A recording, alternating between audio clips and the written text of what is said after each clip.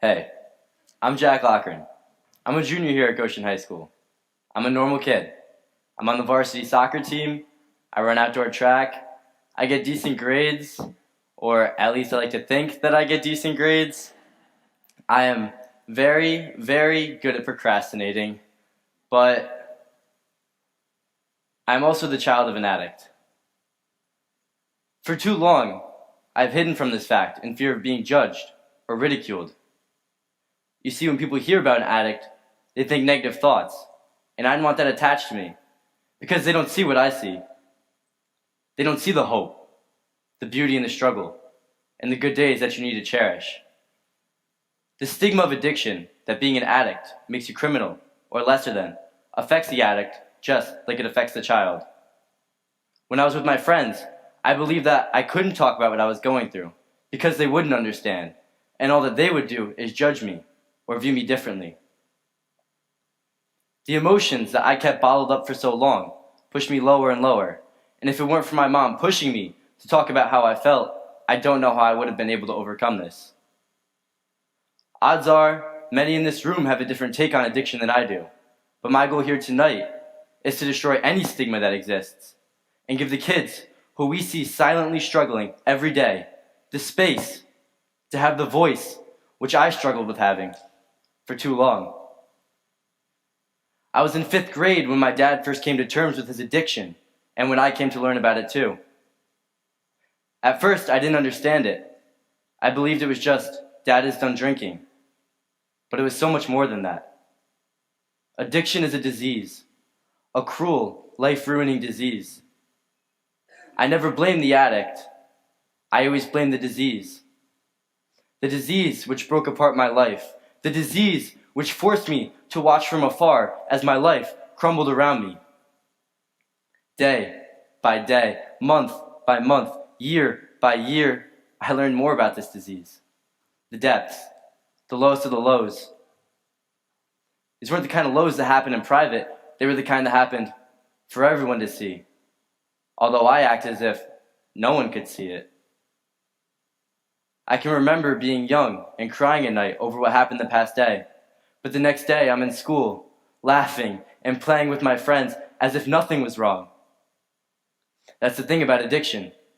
Just like the addict takes their addiction day by day, I took my emotions day by day. The hate, the sadness, the pain. I kept all this balled up. I knew that everyone could see there was something different about my father. The man who was with me and my sisters all throughout our childhood, laughing, playing, coaching our teams, was no longer present.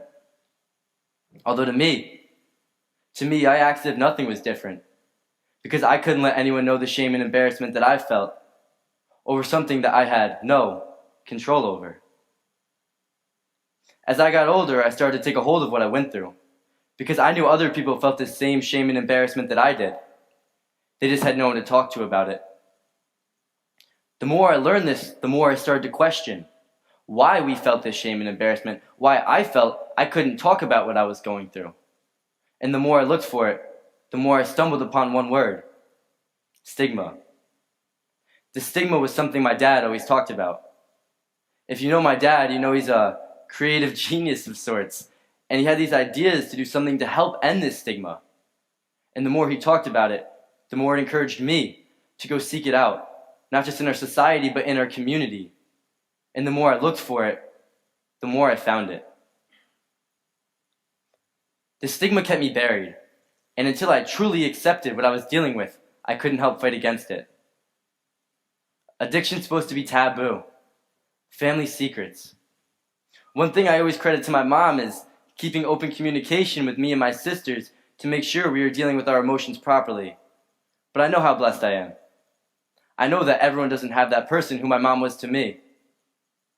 So when they go to school and when they go to hang out with their friends, they keep that taboo thing that mom or dad or brother or sister are going through, because that'll get you labeled son or daughter or brother or sister of a deadbeat, a failure, a drunk. So when they do go to school and when they do go to hang out with their friends, they push their emotions deeper and deeper and deeper until it becomes too much. And when it becomes too much, it leads to worse problems, like poor self-esteem, depression, anxiety. We as humans tend to let our awkwardness, our biases, and our lack of respect consume us.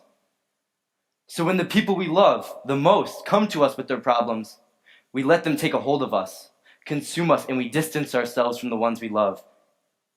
And we can't help them.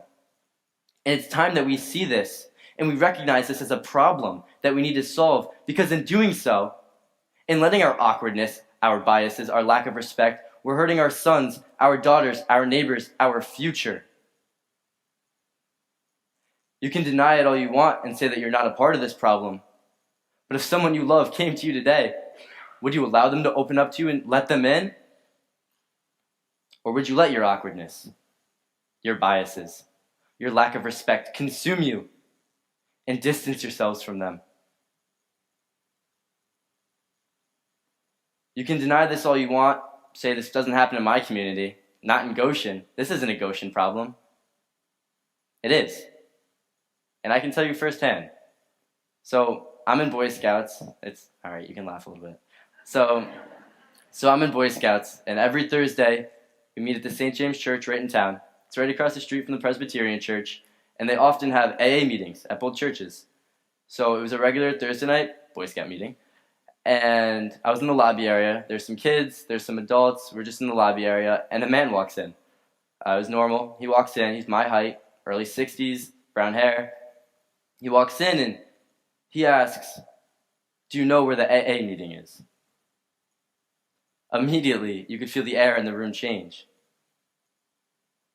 You could see everyone's eyes widen, and it was as if a murderer had just entered that room. The adults pushed him outside, saying they couldn't help him. He had to go. There was a meeting going on. You had to leave. And to make matters worse, when they re-entered the room, they talked about him as if he was criminal or less than human, saying they don't know why he would just come in here like that. They couldn't help him. It obviously wasn't here. And this hurt me.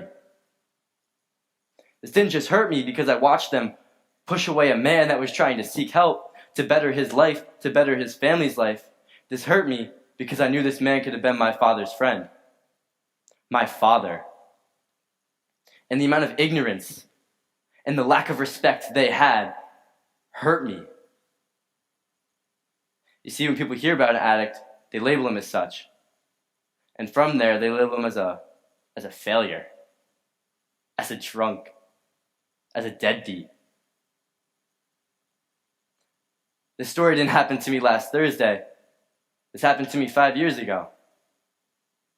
But I remember the hurt and the pain that I felt in the moment and how much that has resonated with me, to the point where I'm on this stage here tonight sharing this story with you. The amount of people who I could call family at such a young age who abandon us in our most difficult time is sad. That's another thing about addiction. People disassociate from the addict, from you, over something that you have no control over. So at a young age, you know what I started to connect? If you tell people, they leave you, but if you tell no one, you're okay.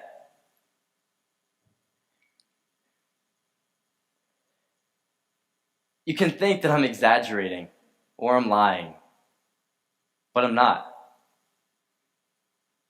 There's problems in our community. It's prevalent in our community.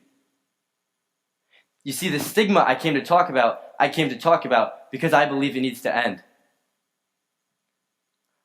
I want no mother. I want no father. I want no son. I want no daughter to feel how I felt. You see, the average person doesn't see addiction like we see it. They don't see the hope. They don't see the pride.